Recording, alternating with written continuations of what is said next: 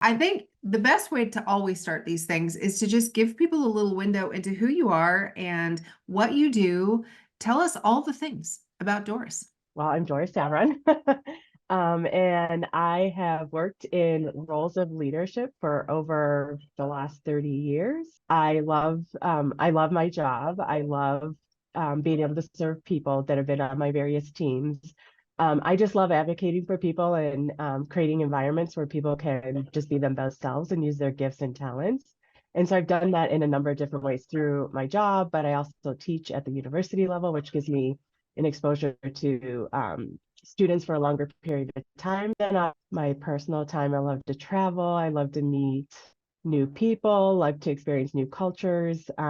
It's just another way to just get exposed to different perspectives of thinking and what's important to people. So I feel like it just makes me stronger as a leader, being able to do that. And then I love my family, and I have nieces and nephews that as much time as I can give and spend with them, I will make time for that. So That's so awesome. Yeah, your travel is something that I am very envious of. I just live vicariously through all of your pictures on social media because you've been so many amazing places. And so yeah, I just that's I want to travel like Doris when I grow up.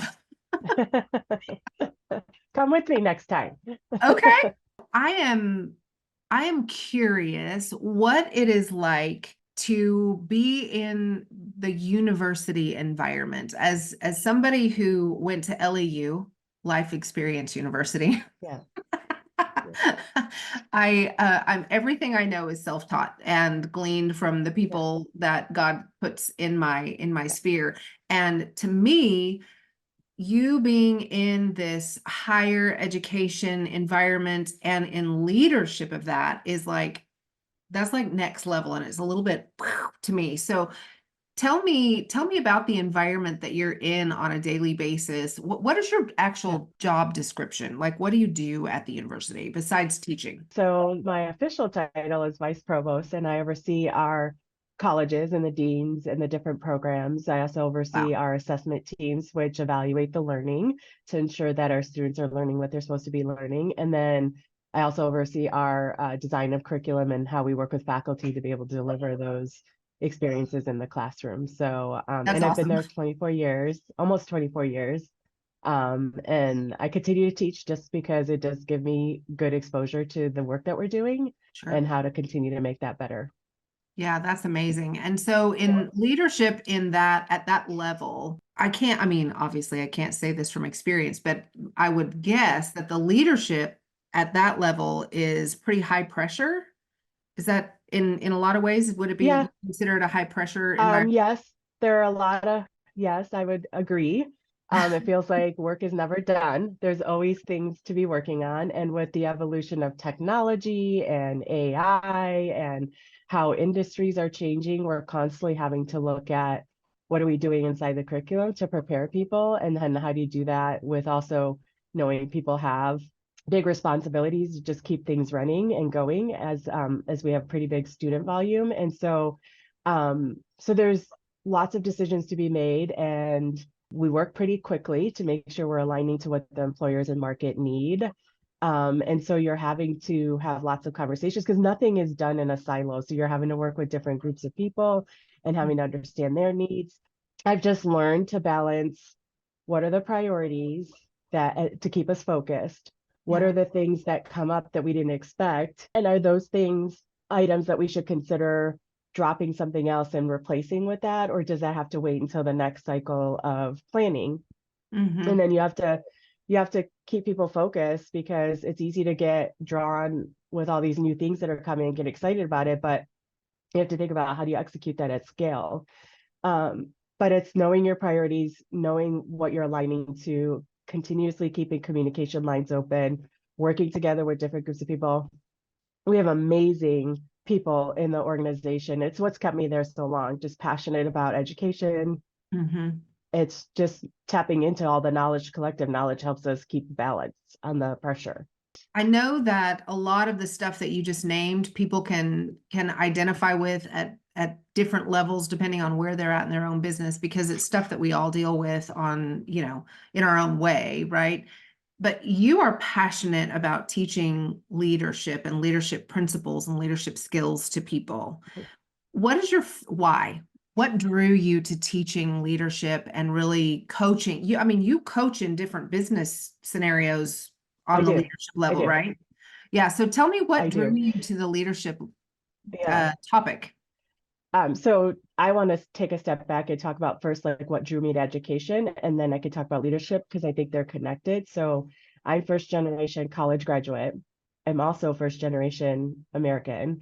My parents came over as refugees and never got an opportunity to finish their education. They met in the US, and as they were raising their family, um, and our family kept saying, you know, you need to take advantage of this education. It opens doors, it gives you the ability to make your own decisions and carve your path. And so I just took that seriously, and then just realized I fell in love with learning because I watched how, as I learned new things, how like perspectives opened and just the joy of being able to learn a new skill or do something new. And then as I started to progress through my high school years, I knew that I wanted to go to college, but my parents didn't have a clue what that would take. They didn't have the money. So then I started watching and learning from friends of parents of what are they telling their kids to do. And I just followed those footsteps. That's And then I awesome. had some great teachers and leaders in the high school I was at that just invested in me and made sure I had information as well, you know, kind of guided my steps. And then I found myself at college getting involved in different organizations. And through from like early on high school through college and even after, I was always put in these leadership positions. So in high school, it was always, you know, the team captain of sports, and I was involved in student organizations. And then in college, I was an officer in the organizations that I was a part of. And then um, got a job out of college, and within 6 months was promoted to manager as one of the youngest leaders in the organization. I felt like the learning and the ability to always be willing to listen and try new things and work with others was essentially what makes a good leader. As I fell in love with the jobs I was doing, I knew that I wanted to continue to help others learn because I saw what value I got from people pouring into me. So that started my love for leadership. And then I had work experiences where I had great leaders and didn't have great leaders. And so it was devastating to the team when you don't have good leadership because there's so much dependent on communication and how that person sets up the environment that I vowed to be somebody that would lead well. You said something that captured my attention because I think at some point in our adult lives, most people can identify with working under someone who doesn't have strong leadership skills. And For you're right, sure. it's hard. It's really hard. So coach me, Doris, just coach me for a minute. What would you say to somebody who is in a position that they are underneath someone who doesn't have great leadership skills? But I always hear lead up. You can lead up. managing up, managing Yes. up as much as you're managing across and down. Yeah. Yeah. Yeah. It's Um, hard. yeah, I agree. I've been in a couple of situations where I did not have the best leader that I reported to, and I was leading a team as well at the same time. Mhm. And it was a real struggle to make sure that I would buffer my team from some of the pieces of that. So I would take the hit for a while for that. But then I started to realize, you know, I really believe in this organization. I really do love what I'm doing. How do I create an environment where I can still thrive, knowing that it's not my job to improve that leader, but I can certainly make suggestions and try to create environments and take maybe some ownership of things that would maybe control the environment and allow that leader to work in the areas where they were stronger. And so I would Mm. offer to take on things or offer to be responsible for certain things like meetings or huddles or certain decisions and projects. So that way I could actually alter the environment a little bit, knowing that that was not necessarily that leader's strength. Mhm. In one situation, though, I did really have to evaluate, like, okay, how important is this role? I left an organization because I just couldn't do it anymore. And so sometimes that's where I would say you need to know your values, you need to know what's important to you, and you need to understand the work that you're doing and have to weigh those, like balance those. And sometimes you need to go, and offer that feedback on your way out. And other times you just need to take ownership of different things and offer feedback. Like, I am a leader that I really appreciate my team of leaders giving me feedback when I haven't gotten something right. So also That's I try good. to create an environment where trust is built both ways, because I do feel like as you grow in leadership positions, people aren't willing to give you feedback because there's just this awkward, I guess, angst that people have that maybe it'll be held against me or it's not going to be Yeah. received well. And what's that going to do? But we have blind spots too. And so I appreciate when people are willing to give me feedback, but it takes building trust in the relationship. And in the position where I had a leader where that trust wasn't there, I worked hard to build it and then started to give feedback. And we were able to have good conversations. And they never were going to be good at those things, but they were able to focus on the areas that they were and let me run with the things that were more my talent. And I was able to change a little bit of the team culture as a result of it. So That's good. it just, the circumstances really depend on what actions are best to take, because you may have to leave the organization if there isn't a willingness to change that culture.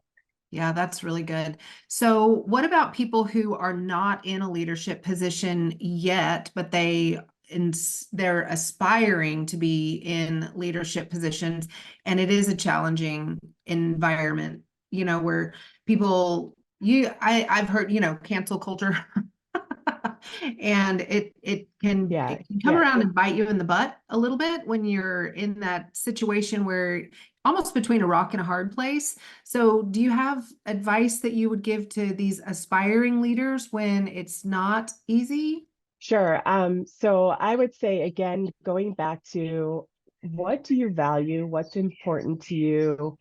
I usually call it the hill. What hill are you willing to take? So I know what my guardrails are. I know what I can actually tolerate, because not everyone's perfect. There's always going to be circumstances where there's going to be things about our jobs or things about our environments that we're not going to always like. Right. But there are also going to be great things that we're inspired by. And so to me, it's really understanding who you are and what's important to you first, because you'll then understand what things are worth fighting for and what things are worth pushing through and hanging tight as the environment continues to change. And so if you don't know that, it's easy to be distracted and pushed around by things that just don't feel good. And so for aspiring leaders, the first thing I would say is watch the people that you admire or you Mhm. respect and learn from them. So take the time to get to know them, ask questions. Before I became a leader, I would ask for time with other leaders that I really respected and just said, hey, would you just spend some time with me? I have some questions because I am looking to grow in the future and I just want to learn from you. I really admire your approach and want to be able to learn from it. And then as I grew to different levels, I would always look for that next level leader or the leader that's in a position 2 or 3 steps ahead of me to be able to learn from them as well. I was put in an environment to be able to use my leadership skills and test my leadership skills. And then those individuals got, when there was an opportunity to grow, they would remember me and they give me those opportunities to take on leadership roles. So leadership is not easy. So really evaluate your reason for wanting to lead. Because sometimes people will do it for a title and money, and that you're not going to survive long term if that's your Right. driver. It really has to be about serving people. And if you're really, really, really aspiring to serve people and that you feel like that's your gifting, then you're going to find ways to get to the hard stuff. You'll find ways to fill your bucket while trying to overcome some of the challenges, because it's not easy to do. You are having to manage expectations of the organization and those that you report to, while you're also trying to manage expectations of those who are looking to you to lead them. And sometimes those can be in contradiction. And so you have to Yeah. balance that Yeah. at times. For sure. I think if you're in a place where you're in a difficult work environment and there's conflict that you're having to navigate, I think everything that Doris just said is so important. You can also go back to episode 11 with Corey Brock, where she speaks directly to handling conflict in the workplace. I think there's some great little nuggets in that too. But what you just said that I think stuck out to me is evaluate why you're looking for a position of leadership. Right, It's right. it's it's a gut check, right? Are you wanting Yep. this for the right reasons? And if you are, then great, let's wade in to the mess and the chaos and learn through the process. What are some attributes that you see in the most successful leaders? Because I know that you are around a lot of them. I'd say the first one is they're really motivated and invested in spending time to get to know the people around them, whether it's their own team or a team of people that they have to just communicate with and interact with regularly. They know they're individuals, they ask questions, they're curious, they spend time understanding what's important to them and what they want to achieve in the future. So that's one, is that relationship building. Two, being authentic, like really letting the team and the people that you're interacting with see who you are, what's important to you, and how you handle tough situations. So they need to see that vulnerable side as well. Because if you create this picture where everything's great, you don't make a mistake, it's not reality, and that can chip away a little bit at trust.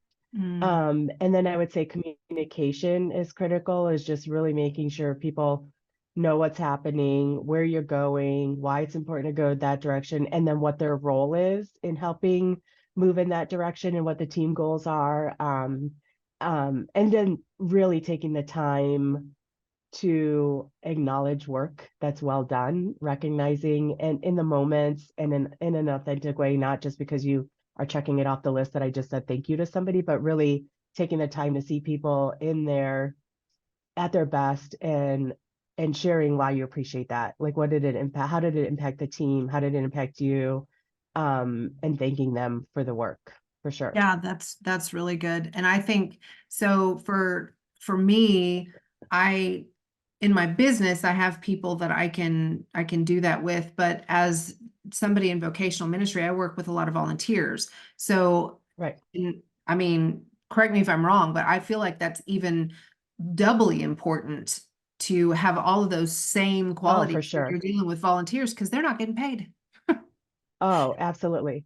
It's that probably it's even more critical to help them understand the role that they play, how you're Mhm. going to need them to support, and then acknowledging and recognizing, saying thank you.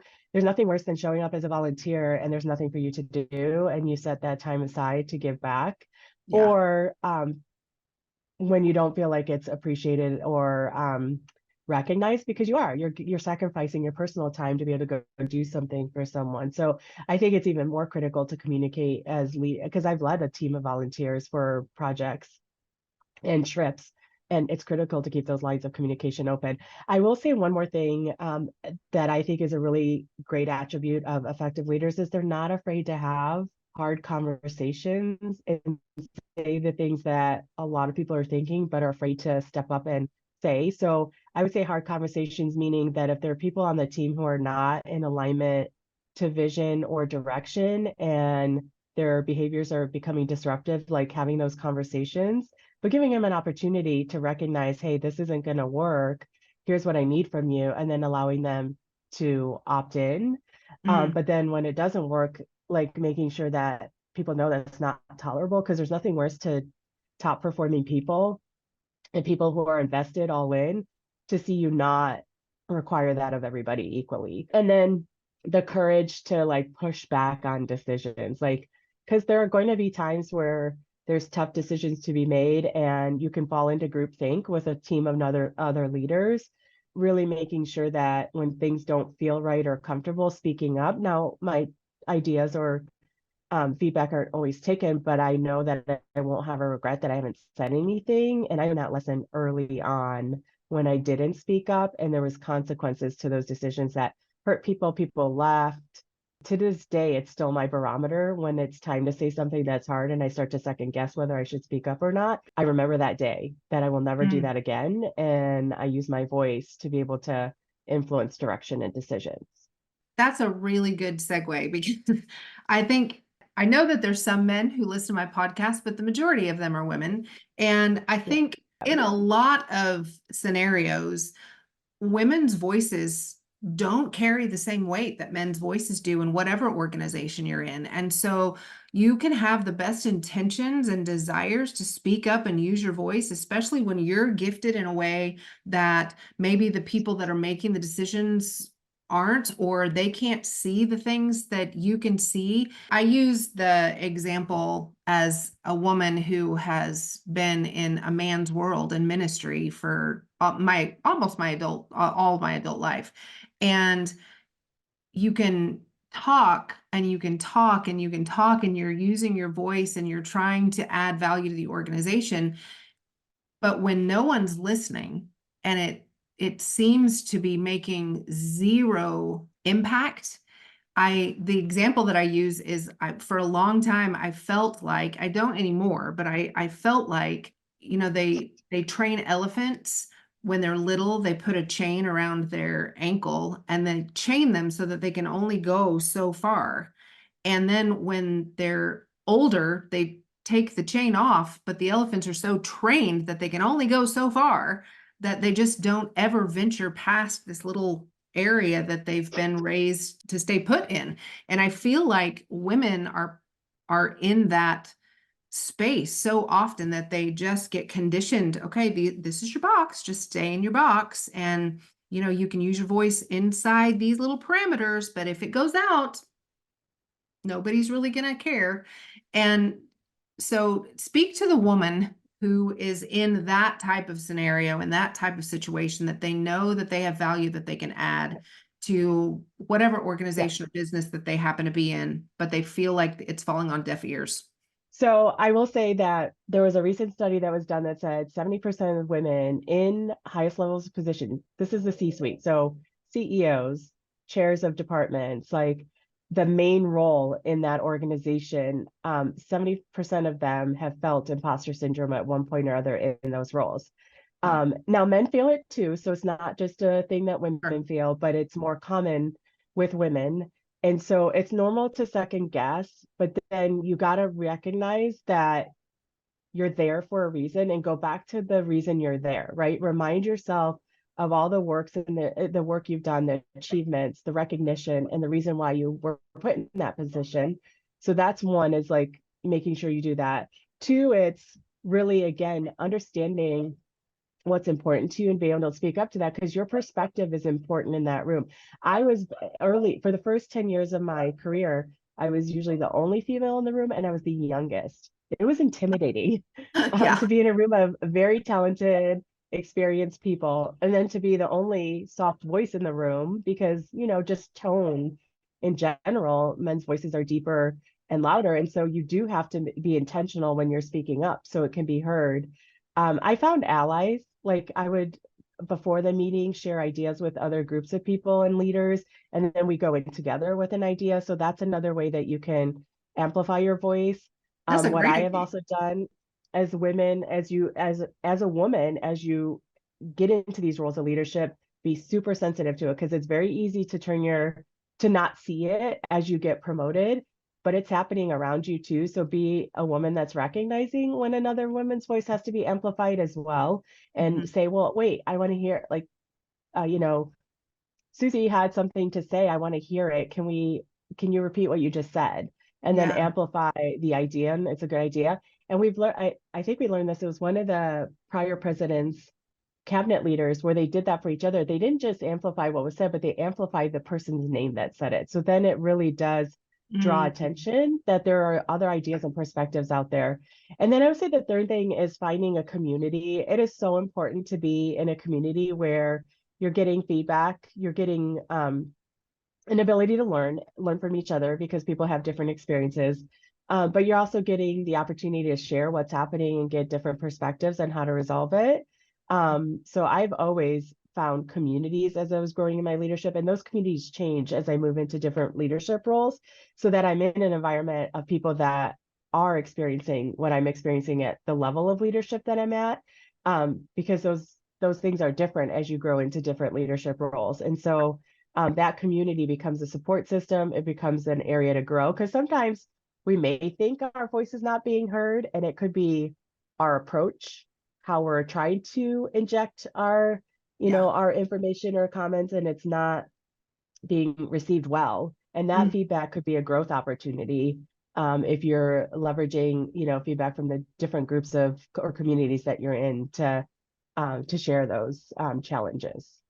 That's really good. That's really, really good. When you're dealing with young leaders who come into your organization that have different ideas, and maybe it's not the way that has been done in the past, but I feel like young leaders, especially when they're coming in with all these fresh ideas, they have fresh eyes, they have fresh ways of doing things. But when there's the status quo, or the leaders that are very comfortable with the way that things have been done for the last XYZ number of years, what do you tell those leaders to help them really navigate that space? Because my hope is that we're always getting an infusion of people who are younger than we are, who do have those fresh ideas, who bring new things to the table, but not Yep. everybody's open to what they have to say.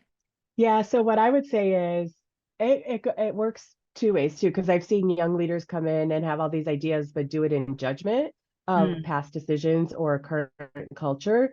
So I would say first thing is take the time to get to know the people around you, get to know the organization, get to understand the decisions that have been made and why things are done the way they're done, and then use the different feedback loops that are available. Like on my team, we have a platform we use. If anyone in the organization has an idea for our team, they have an ability to send it in and describe why they think it's a good idea and where it might move the needle for us.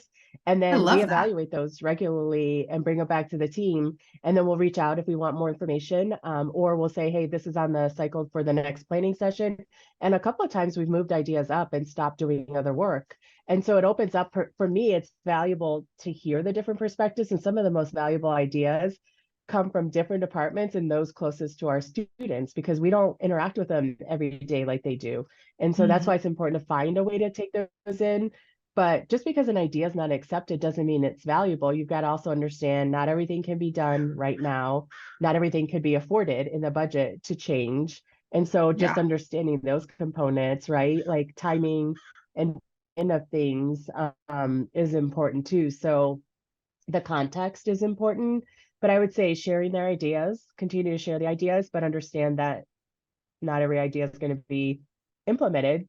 I could tell you many ideas that I've offered and that have not been implemented, but there have been some that have. And so I just learned to understand sometimes not everything's possible, because you do have people that have capacity for change. There's a limit to how much people can change and continue to learn over and over again. So Talk to the inexperienced leader right now who has been put into the position of leadership and is doubting the amount of experience that they have versus these other people. Like you talked about being the youngest person in the room around a table yeah. who had very experienced leaders. So, what advice would you give to those leaders who might be staying small because they're just Yeah. doubting even their experience level? Yeah.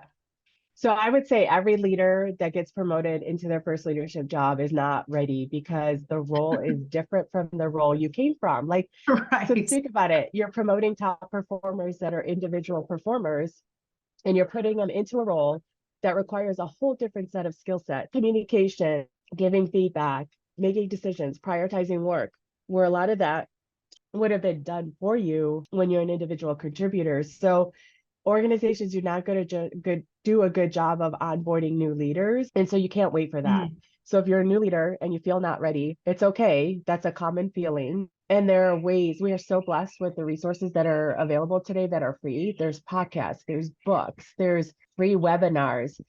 Create a plan of the areas that you want to get stronger at and start leveraging those free tools. And then tap into what does the organization offer for training and development. Most will have some sort of budget or opportunity to take training and other courses, and take advantage of that. I carved my own path. I did not wait for somebody to tell me, hey, here are some opportunities to learn and grow, or here's what you need to get better at. I would ask for feedback, and then I would create my professional development plan just like I created my team goals, and then I would go after them. And I learned a lot from books and webinars and you know and taking those or listening to those podcasts. There's lots of good information out there. And then again, that community, I would say, is a central part of my success. People poured into me there. I was able to bring challenges there and get feedback. And those could be professional communities. So like there's professional management associations, or if you're in marketing, there's professional marketing associations. There's female, organizations, because you said a lot of your listeners are women, like female in leadership. Mhm. So look at what industry you're in and what area you're in, and find an organization that is there for you to join and leverage the opportunity to grow those relationships and take advantage of what's available in that community. I love that. So what are some of your other favorite resources that you like recommend on a regular basis? Like, do you have favorite leadership podcasts? Do you have favorite books that are like must reads for people that you're training and things like that? My most recent one that I feel like is a favorite that I've been recommending is Worthy by Jamie Lynn. Yes. I always forget her Jamie middle. Kern Lima. Yes, currently, I always want to Yeah. flip her Yeah. last name. That one is really good, and it's so great for anyone that's thinking about taking that next step to doing something bigger, Yeah. and growing, regardless if it's a leadership role or not. I like all of the John Maxwell series of leadership. He's got some really great books like 24 Indisputable Laws About Laws About Leadership. And those are actually based in Bible principles. And like you could go back and align those to places where there's leadership found in the Bible ages and ages ago. So Yeah. I love that connection. I would say Patrick Lencioni is another good author. I love all of the stuff coming out of Christine Kane's world about, making an impact and using your influence. She's got a new great podcast where she's bringing on other female leaders and they're talking about their experiences. So that's a new favorite. I also like Craig Rochelle leadership podcast as well. So those are a few, but I have, oh my goodness, I have a list that I go through, and that's my thing to do when I'm on planes or waiting for appointments. I have one in, earpiece in, and always listening. So, You sound just like me. I'm always listening to another podcast. I and then love of course your podcast. There's Oh, you're so sweet. your podcast and your guest as well. I've gotten quite a bit, and it's fun to see people we know, mutual acquaintances. It's fun to Mhm. listen to your interaction and learning from both of you in those conversations. I did not know that Christine Kane had a new podcast, so I'm She gonna does. have to go find that. I love her. I love everything that she does. She's amazing. And just for ease of people having to go find all this stuff, I'll try to link some of the stuff in the show notes that Doris Sure. just referenced so that you can easily just scroll down and you can just click on it and you can go find it. I highly recommend the Jamie Kern Lima book too. It's so good. So, so good. Doris and I got the opportunity to hear her speak. It's been twice now that we've heard her speak on the subject of worthy. And I think women in particular can struggle so much with that feeling of unworthiness and how it just stops you in your tracks. And it's just so good. Such an important conversation to have with whoever is in your circle. You mentioned Patrick Lencioni, and you and I Yes. have a shared love of The Working Genius. Yes. Yes. I know if you're not familiar with the Working Genius stuff that's coming out of the Table Group right now, you absolutely need to go find that podcast. I will also link that in the show notes. It will blow your mind, and you need to take the assessment. It's not expensive. I'll link that in the show notes as well. But I know that you're certified in Working Genius. That's correct, right? I am. Yes. Yeah, Yes, I that's am. Yeah. goals for me in the next 12 months, I'm hoping. So just give us a brief overview of the Working Genius for people who are going, I have no idea what that Sure. is. And then tell Yeah. us how that impacts your work environment, because I know you use that Sure. in your daily. And Yeah. I did. So it's an assessment you could take, and it's not a long assessment, and it really is like it's measuring the way you're most productive, right? So it's this tool based on like there are things that we bring to the table that are gifts, but there's also work environments that are our strengths, some are not, and drain us, and then some we can work with and are competency. So basically, there's 6 geniuses. Everybody has 2 working geniuses. Everybody has 2 working competencies, and everybody has 2 frustrations. So essentially, we all have to do parts of those geniuses in our job. It's unavoidable in our home life, in our work environments. But the goal is how can you strive to do work that is using the majority of your time using your working geniuses and not your working frustrations. I always love learning about new tools. And like I said, I love his books. And so I had heard him coming out with this new assessment. I'm like, I'm going to take it. I always love taking new assessments. They're not, perfect, but they give you good reflection Yeah. to be thinking about, oh, this really resonates with me. This is really insightful. Let me see how I can use this. So when I took it, I just had this big aha because when I took it, I was feeling very frustrated in my job. And I had been doing it for years. I'm like, I couldn't pinpoint why I was feeling very frustrated. And when I took the Working Genius, I had realized that because of things that were happening over the course of 6 months, this was as the pandemic came through, my job shifted from me being able to work using my two working geniuses, which is discernment and galvanizing. And I'll talk about in a minute what that means, to enablement and tenacity, which were my two frustrations. Like it was not an area I filled my bucket. So if you think of a coffee thermos, if you think about your working genius pouring coffee in a thermos that keeps it, hot all day long, think about that as your working genius. Now think about just a styrofoam cup where you pour in coffee. Your working competencies are that over time, you don't want to do them forever, but you can get them done and you can actually be good at it, right? And then your frustrations, think about a coffee cup with a hole at the bottom. Like if you have to spend all your time in that, it just sucks the energy out of you. Yeah.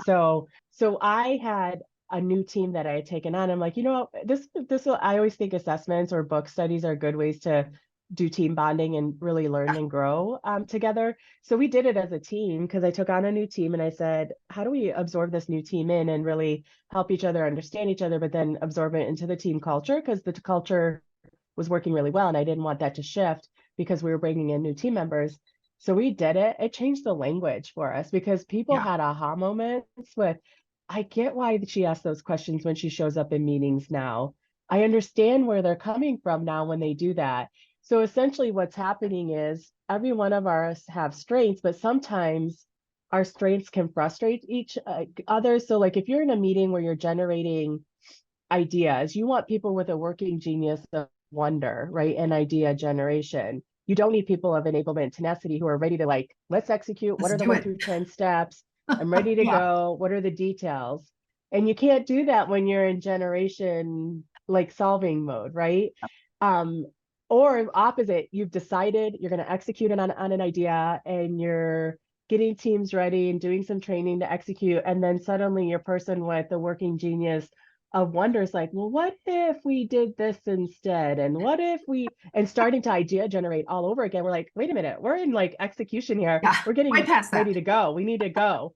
So what was happening because it was COVID and there was a lot of change and a lot of chaos, I was spending more time in my frustrations of like Mhm. constantly repeating steps, constantly like checking the list, like let's get this done and like cajoling and moving forward.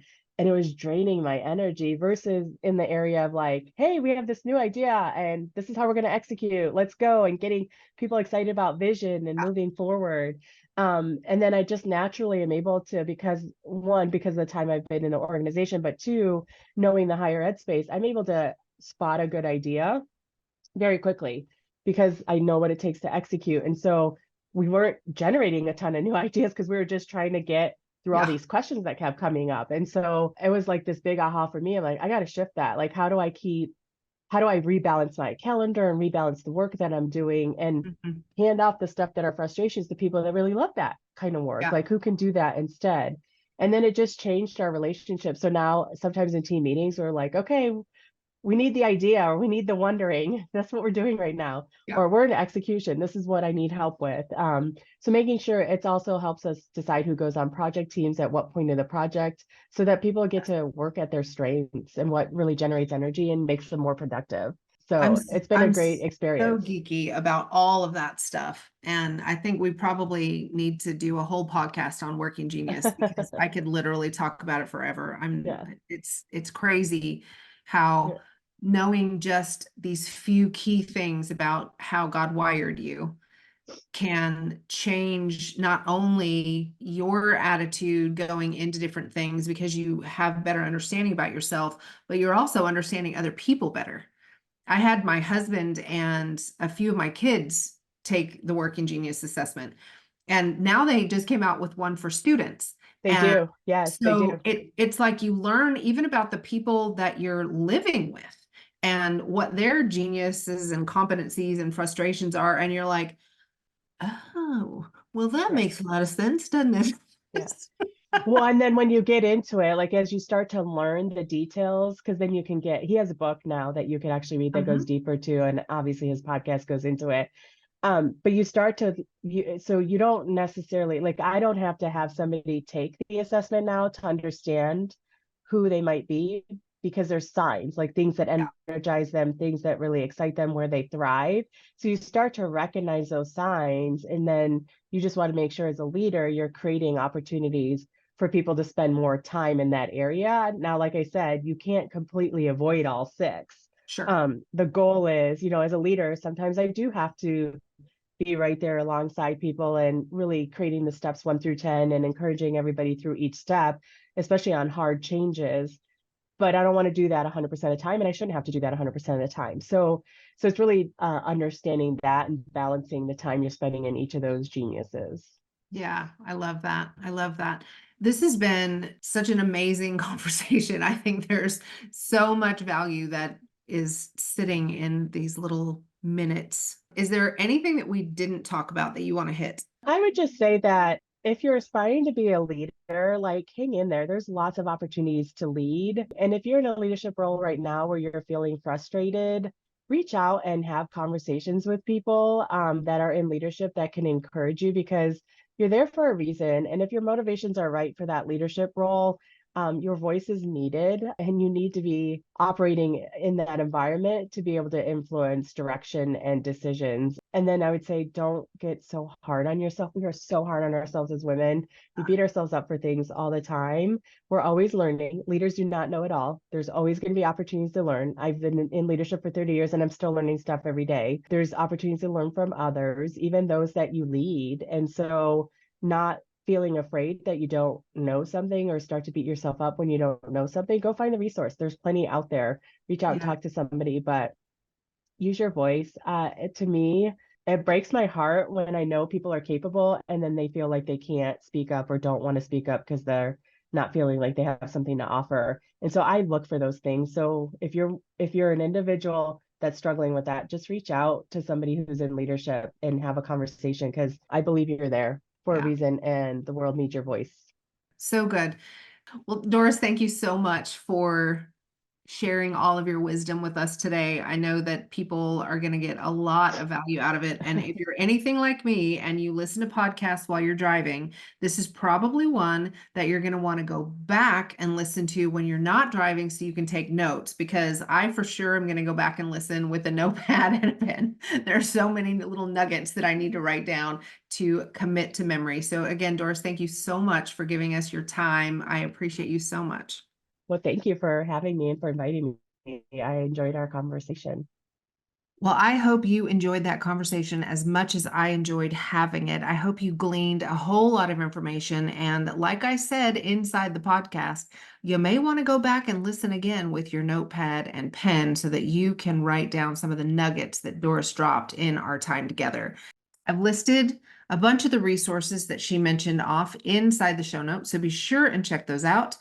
And I hope you guys join us next week for another great episode of Her Faith at Work. Have a great week.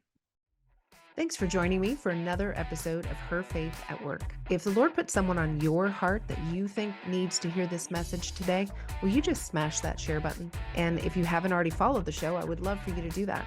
Super extra points if you hop over to Apple Podcasts and leave us a review. That helps the algorithm pick us up and drop us right in the AirPods of people that need to hear what the Lord is saying to them today.